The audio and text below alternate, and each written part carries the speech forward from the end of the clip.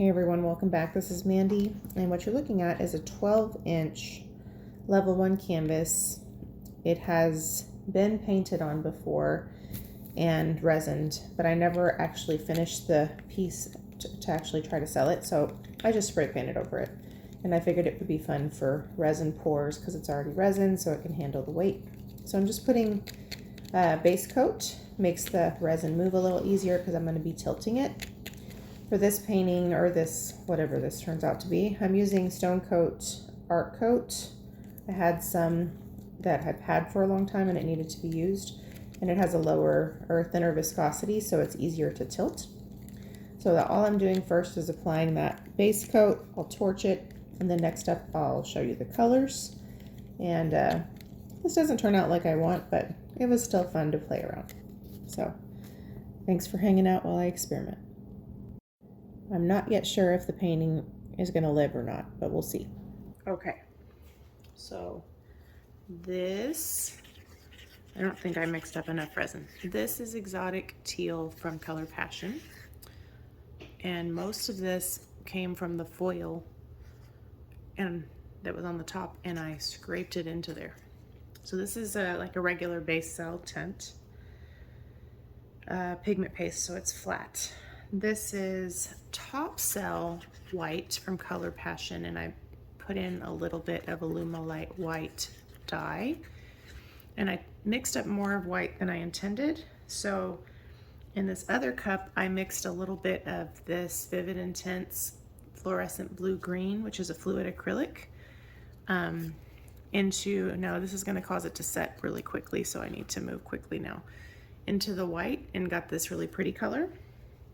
You should not do any more than 10% acrylic in resin because it'll cause it to seize because of the water that's in it, and it causes it to set faster.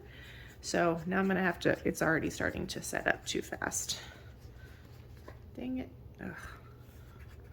If I hadn't mixed it with the white, it would have been fine, and I think I'm gonna have to get rid of it now. I'm afraid to use it because I'm afraid that it's gonna mess up the tilting. Okay, let me just set it aside. This is Mystic Primrose from Colourarte Rezinarte. This is Surf's Up from Colourarte Rezinarte. This is Mehron Gold. And I have a smidge of resin left, which I think I'm gonna take a chance and put it in this mixture that's trying to seize on me and see if I can't buy myself some more time. I'm using Stonecoat Art Coat. I have some that was about to expire. So, and I'm using it because I want the thinner viscosity because we're gonna tilt this. But this is starting to seize up, so I'm very nervous about it. I don't think I should use it, but let's see.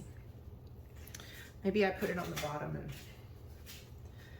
And so we have a base layer of epoxy, and I'll voice over the rest.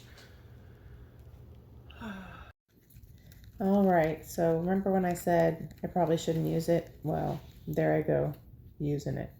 It's pretty color. Too bad that caught, like if I had just used it in resin by itself, it would have been okay, but the mixture was no bueno. Anyway, it does end up causing problems for the tilting, and it kind of messed up my composition idea that I had.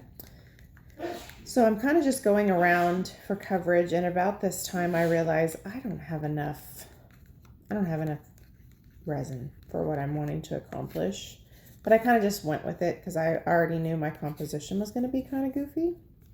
So I'm just kind of layering the colors. So that's the Exotic Teal, that's the Mehron Gold. Now the Mehron Gold is a floating pigment, so it's going to react to the heat. And that's the Mystic Primrose, the Top Cell White. The other thing is I shouldn't have used Top Cell White in puddles.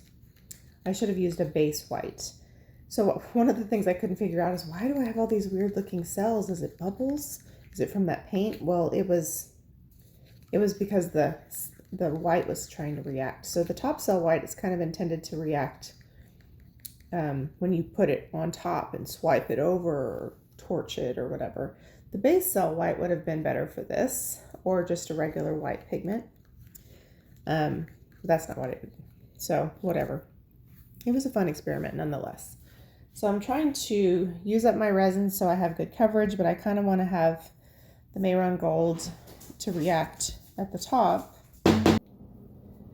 All right, so I'm just using up the rest of the Mystic Primrose in hopes that it will kind of be in the center and the gold will move around.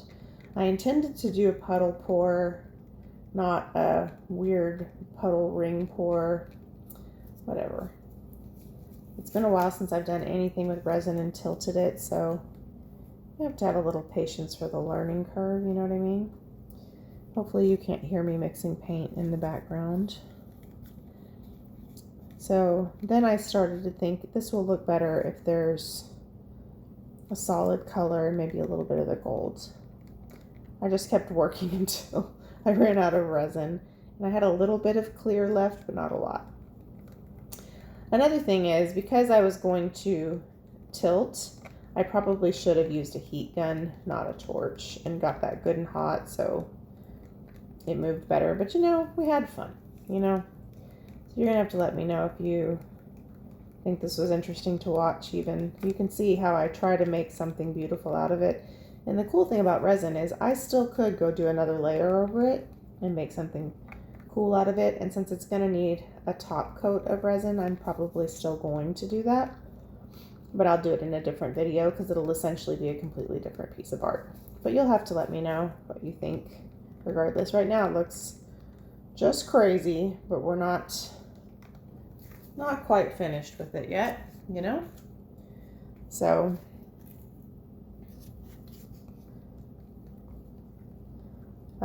kind of looks like a gold blur.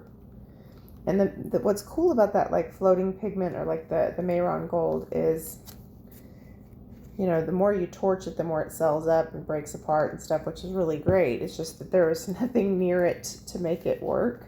And I didn't really have much of anything left. And so I'm like, this is like a weird gold pond in the middle of nothing. And so I end up trying to scrape color out of whatever I can to make something work, you know what I mean? So I'm torching, going crazy, trying to break up the gold. I'm like, stop being a puddle, blowing on it. It's not a bloom, but you know, blowing on it, just trying to make some sense of it. It's not working. Adding new layers of it, trying to create lines that make sense, you know. At this point, it looks like freak of nature. So why not play around and see if you can't make something work, you know? So that was my logic anyway. So I just keep drawing, torching, and I'm basically just sticking my popsicle stick in the gold and running it into the resin and messing around a little bit. So as we continue to draw the gold lines, we're just trying to make something beautiful, you know?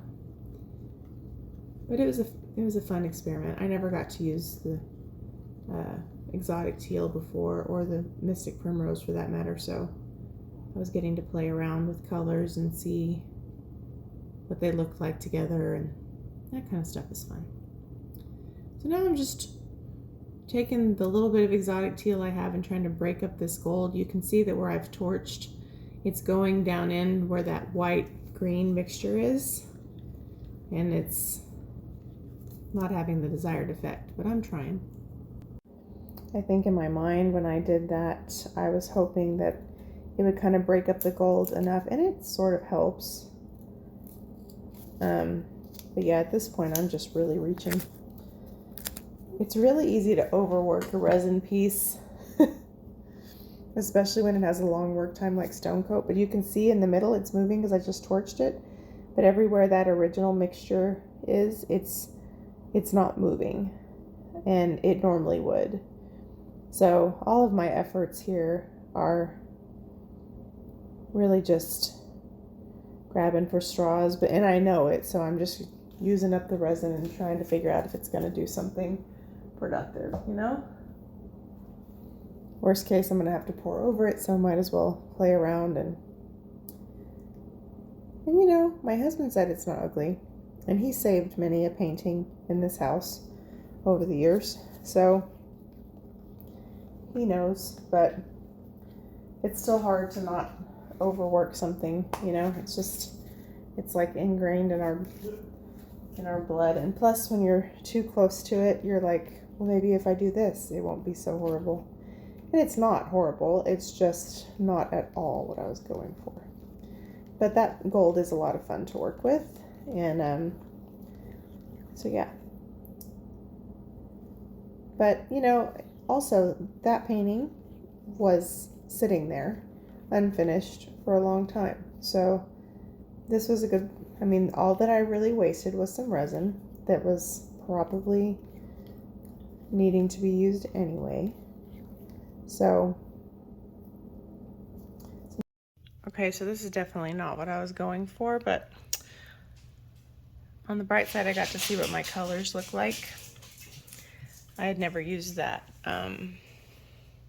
this. Anyway, I may do another layer on the top and do something like either do more color or just come in with clear and some of the Mehron Gold and swipe with it. Or I may just do a clear coat and list it. My husband says it's not ugly, but I know what I was going for, and it's not that. But it is pretty in its own way. So I love the way the Mehron Gold sells up when you hit it with heat. I definitely dig this Color Passion base cell. I recycled a canvas, so you know, I don't like the center. I think, so what went wrong was this. It was putting the acrylic paint in the other thing. It caused me to get so many weird, like not good cells. It wasn't the paint's fault, but it didn't work right. I shouldn't have deviated. I shouldn't have gone rogue. I should have stuck to either the tint or the acrylic, not both. So it's my own fault. I love this part. I don't like this part, but it's probably going to continue to move as it dries. So we'll see what it looks like later. But yeah, so I'm going to say goodbye now, but I may end up doing another thing on the top. So in case I don't do that, thanks for watching. Let me know what you think. And do you enjoy these resin pours? Okay, bye.